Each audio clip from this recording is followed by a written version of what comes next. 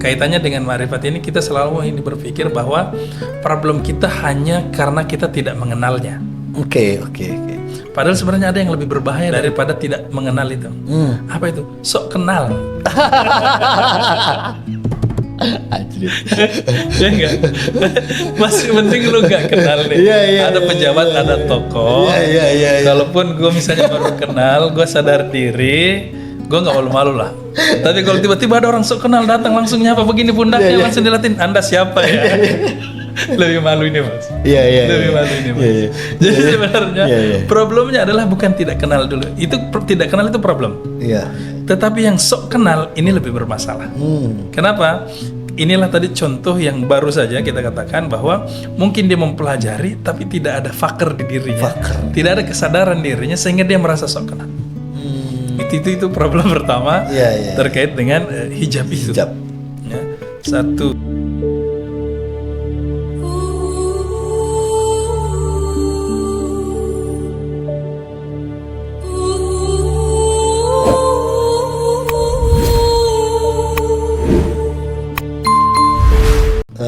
Ustadz, tadi kita udah bicara tentang karakteristiknya ya, bagaimana karya ini Hujwiri ini ya, judulnya Kasbul Maju.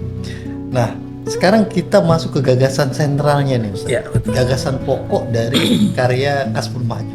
Mungkin keterbatasan waktu juga ya, nggak mungkin kita bahas itu semua.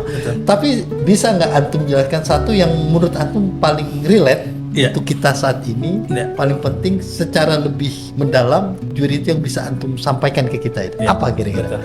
Nah, sebelum ke 11 itu Bang, sebenarnya ada satu yang menjadi fondasinya. Apa itu? Yaitu al-faqr.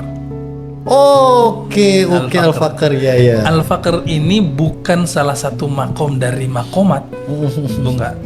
Al-faqr itu adalah fondasi dari seluruh yang tadi antum sampaikan ketika kita mau mempelajari tasawuf dan membongkar hijab-hijab itu.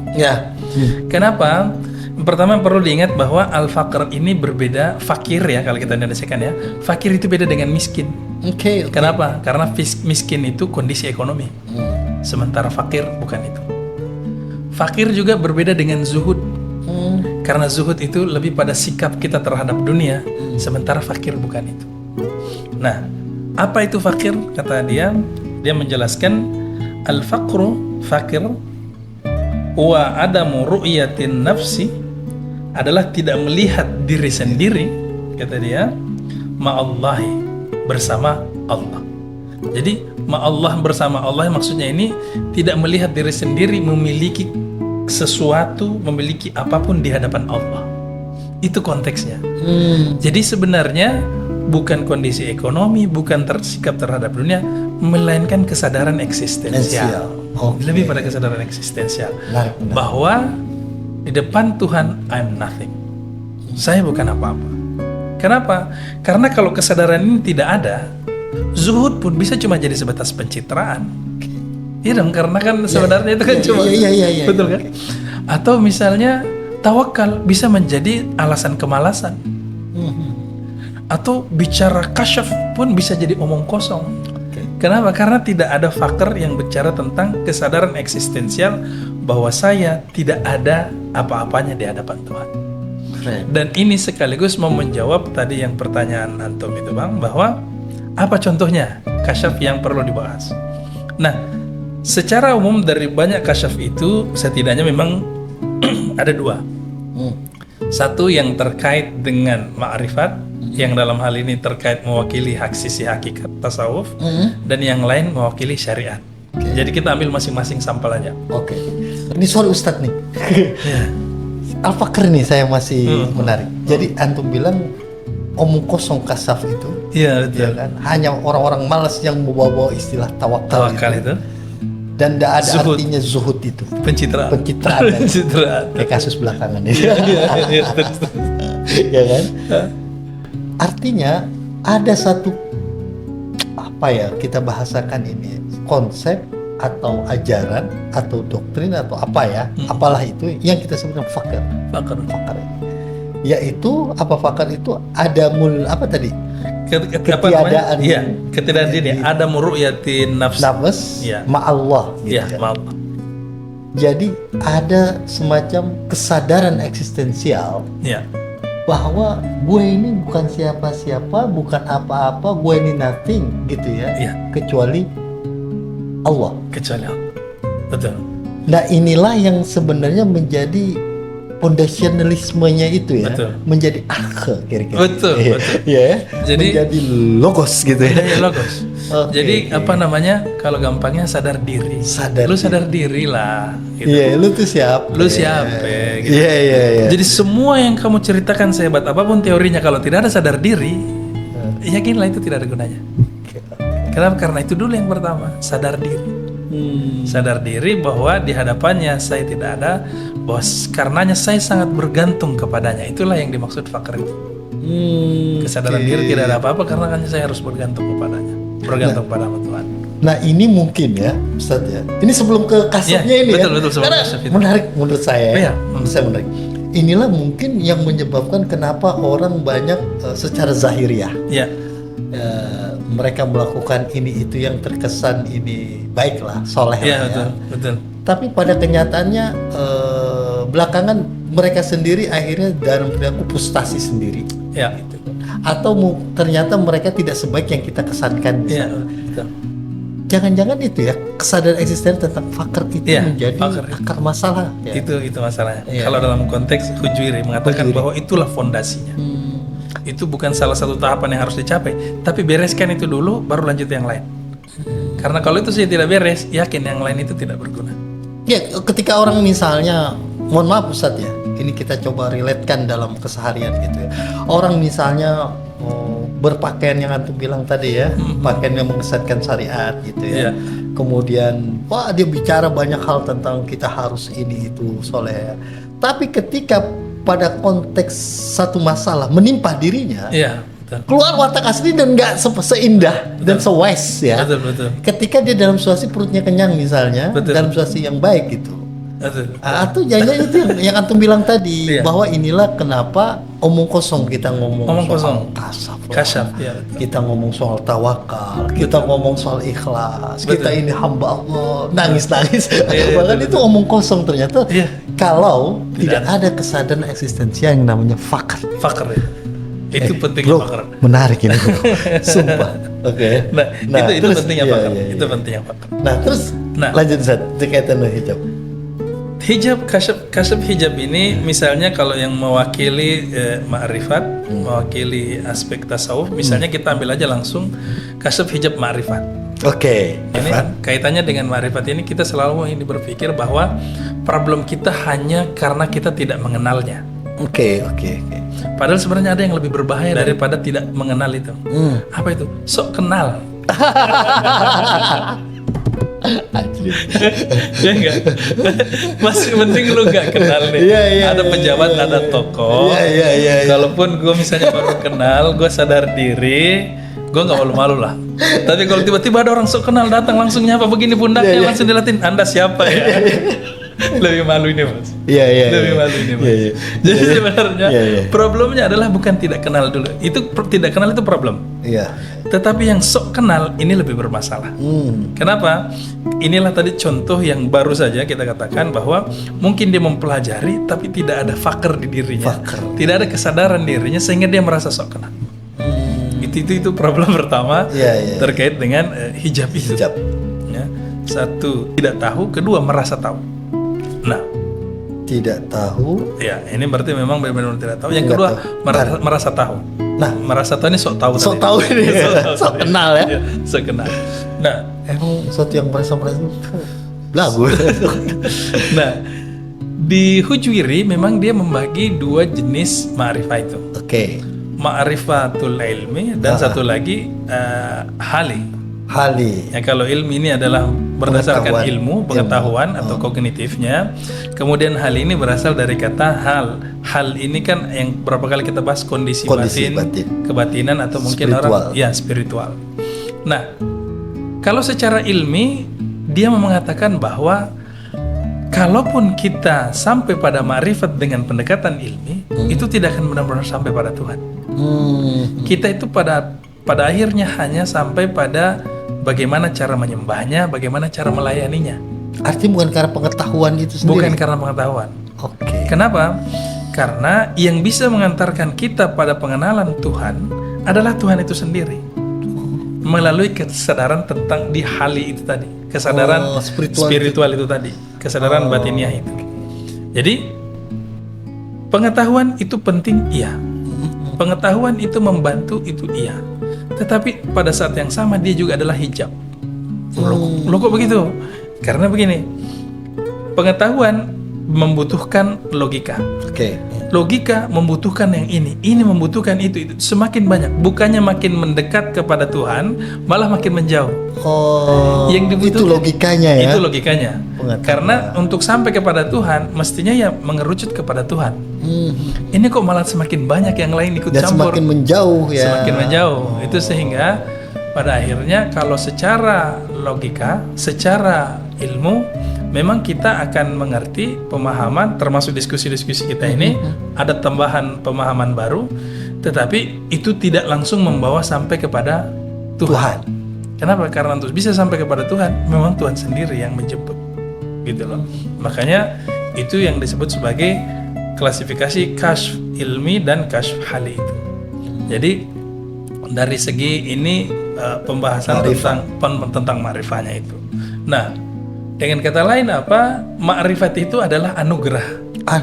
Anugerah dari Tuhan. Tunjukkan saja etikat baik. Tunjukkan saja kesungguhan. Tunjukkan saja keseriusan. Kalau Tuhan tergerak, Tuhan bakal jemput kau.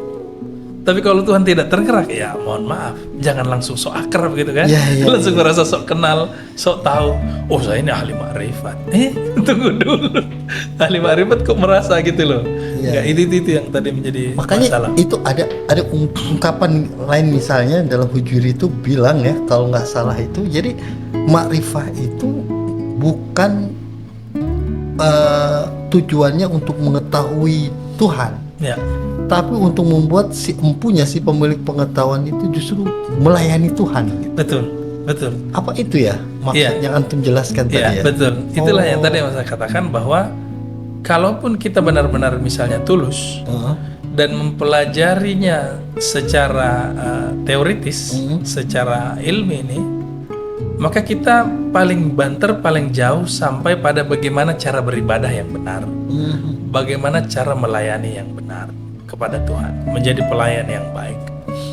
Nah, itu kalau untuk konteks Indonesia sebenarnya relatif mudah loh mestinya. Ya. Kenapa? Karena bahasa Indonesia ini kan bahasa yang sangat rendah hati ketika menggambarkan diri. Bahasa Indonesia itu egonya kurang loh. Kenapa? Contoh, dalam bahasa Sunda menyebut diri itu apa? Abdi itu kan hamba. Iya kan? Atau bahasa Jawa menyebut diri kulo. Kulo itu kan dari kaulo. Hamba juga. Misalnya manunggaling kaulo Gusti.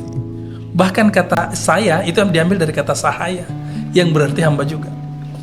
Artinya secara teoritis sebenarnya kultur Indonesia itu relatif mudah untuk belajar penghambaan.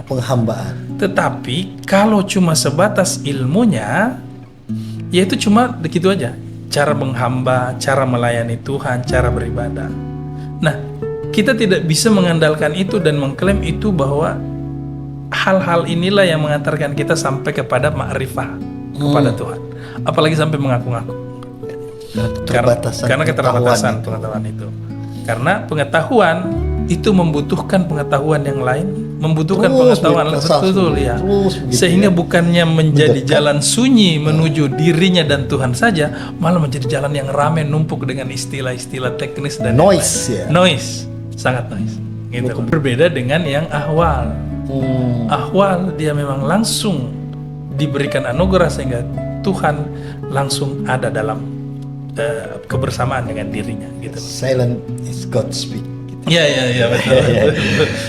Soalnya antum kan bilang setidaknya ada dua hal lah kasab ini, kasab ma'rifah karena secara umum yang penting ya. Iya betul. Kan saya tadi minta itu dari sebelah sini kan nggak mungkin semuanya gitu ini. Terus antum bilang ada dua nih yang penting. Nah, karena keterusan waktu, saya yang terakhir itu adalah soal kasab yang dari sisi syariatnya. Kalau tadi ma'rifahnya, hakikatnya, sufistiknya, sekarang dari syariahnya itu gimana Ustaz? Kasab apa itu? Nah, ternyata dia menyebut ada beberapa loh.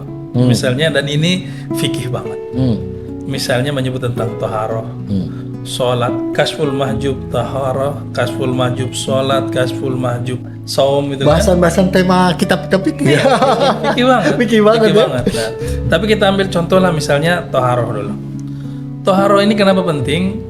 Karena ternyata wudhu ini kalau kita lihat misalnya dalam kajian fikih, ini kan cuma membahas tentang syarat sah wudhu. Apa yang harus dilakukan dalam berwudhu. Nah, kalau dia menekankan juga ada di samping aspek lahiriahnya, ada aspek batiniahnya. Jadi di samping aspeknya yang kita kenal secara fikih itu, aspek-aspek spiritual ini yang dia juga tekankan. Bahwa pertama, bersuci secara lahiriah memang membersihkan diri dari hadas dan najis. Itu iya. Tetapi jangan salah bahwa itu akan lebih sempurna ketika dikaitkan juga dengan bersuci secara spiritual. Apa penyucian spiritual itu? Penyucian spiritual itu adalah taubat. Jadi gampangnya kita katakan bahwa pada waktu kita melakukan wudhu, semua yang kita lakukan di wudhu ini adalah gerakan tobat. Bagaimana kita melakukan tobat?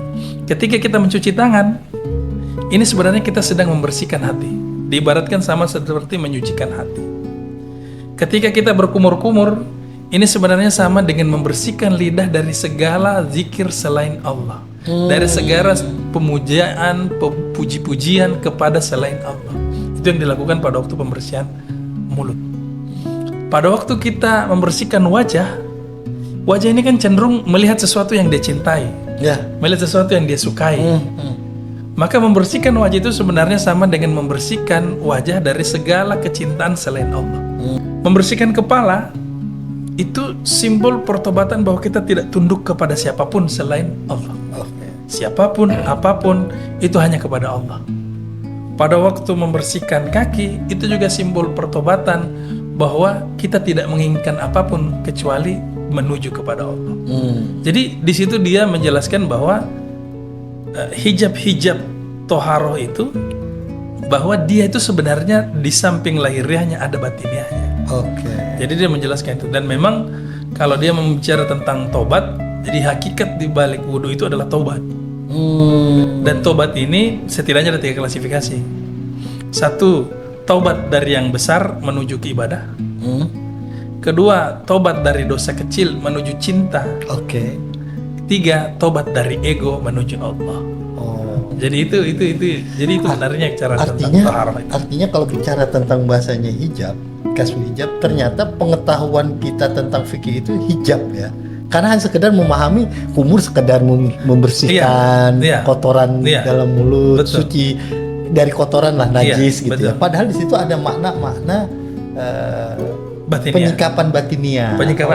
Artinya itu bukan salah, tapi kurang sempurna. Kalau mau yang lebih, kalau misalnya sebatas sah itu sah. Secara fikih ya. Secara fikih. Gugur kewajiban untuk ini bahwa dia harus wudhu dulu sebelum salat, sudah gugur, sudah boleh. Tapi kalau mau dapat lebih, ini gue kasih. Nih penjelasannya, gitu loh. Ini penjelasan. Nah itu luar biasanya. Luar biasa loh Kak semua. Oke Ustaz, karena waktu ini udah kayaknya udah ini kita udah oper ini ya. Terima kasih Ustaz. Saya kira pembahasan kali ini sangat menarik ya, jujur ya. Baik pemirsa Sadra TV, jangan lupa di subscribe, di like, di share dan komen-komennya. Assalamualaikum warahmatullahi wabarakatuh. Waalaikumsalam warahmatullahi wabarakatuh.